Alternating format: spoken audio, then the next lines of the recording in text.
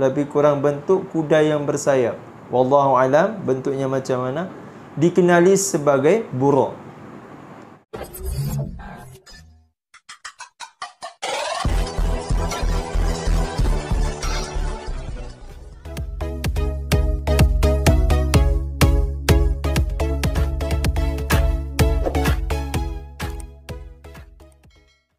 Bismillahirrahmanirrahim. Assalamualaikum warahmatullahi wabarakatuh. Rabbi shrah li sadri wa yassir li amri wahlul 'uqdatam min lisani yafqahu qawli. Ba'da a'udzu billahi minasy syaithanir rajim. Bismillahirrahmanirrahim.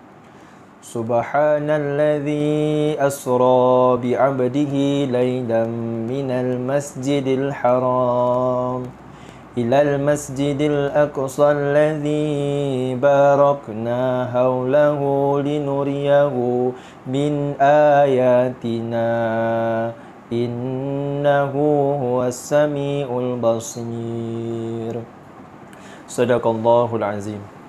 Alhamdulillah, syukur kita pada Allah Subhanahu wa taala kerana Allah Subhanahu wa taala telah memberi kita banyak nikmat. Tuan-tuan, puan-puan yang melihat video ini, alhamdulillah kita bersyukur pada Allah Subhanahu wa taala. Di sini Ustaz ingin menyampaikan sedikit ringkasan ataupun tazkirah ringkas berkenaan dengan Isra dan Mi'raj. Apakah yang dikatakan dengan Isra? Isra bermaksud perjalanan Nabi dari Masjidil Haram ke Masjidil Aqsa dan kembali ke Mekah sebelum fajar.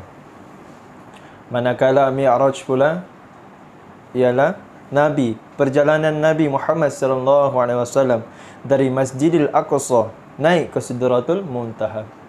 Tuan-tuan, puan-puan yang dirahmati Allah Subhanahu wa taala, apakah yang Nabi buat di Sidratul Muntaha? Ini atas tugasan ataupun panggilan daripada Allah Subhanahu wa taala untuk menerima satu amalan, iaitu amalan solat. Berapa pentingnya solat dalam kehidupan seharian kita. Kenderaan daripada Masjidil Haram ke Masjidil Aqsa itu ialah menaiki seekor ataupun sebuah kenderaan lebih kurang bentuk kuda yang bersayap. Wallahu alam bentuknya macam mana. Dikenali sebagai buruk. Nabi Muhammad bersama Malaikat Jibril daripada Masjidil Haram menaiki buraq ke Masjidil Aqsa. Dari Masjidil Aqsa itu Nabi Muhammad sallallahu alaihi wasallam dicuci hatinya. Dicuci hatinya dengan air Zam-Zam. Lalu naik bertemu dengan Allah Subhanahu wa taala. Selepas itu barulah Nabi Muhammad sallallahu alaihi wasallam menerima satu amalan yang begitu besar, iaitu solat fardu. Allah Subhanahu wa taala memerintahkan kita semua umat Nabi Muhammad sallallahu alaihi wasallam untuk menunaikan 50 waktu dalam sehari. Tuan-tuan dan puan-puan yang dirahmati Allah Subhanahu wa taala, jika 50 waktu itu masih diperkenankan sampai sekarang, mampukah kita? Sebagai tanda tanya, mampukah kita untuk menunaikan dalam sehari 50 waktu?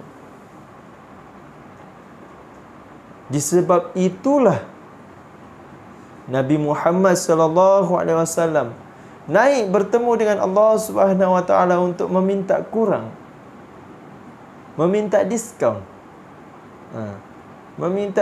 Minta kurang dengan Allah Subhanahu wa taala. Dia fikirkan umatnya. Betapa besar yang pengorbanan Nabi Muhammad sallallahu alaihi wasallam ini. Bertemu dengan Allah Subhanahu wa taala untuk meminta kurang. Minta kurang apa, tuan-tuan dan puan-puan? Dia minta kurang solat, tuan-tuan dan puan-puan. Daripada 50 rakaat sehingga ke 5. Jadi tuan-tuan dan puan-puan yang dirahmati Allah Subhanahu wa taala, Nabi yang terakhir dia bertemu dengan Nabi Muhammad pun disuruh lagi minta kurang. Akan tetapi Nabi Muhammad sallallahu alaihi wasallam malu untuk bertemu lagi dengan Allah Subhanahu wa taala. Tuan-tuan, tepuk dada tanya iman. Kuatkah kita untuk menunaikan solat 5 waktu?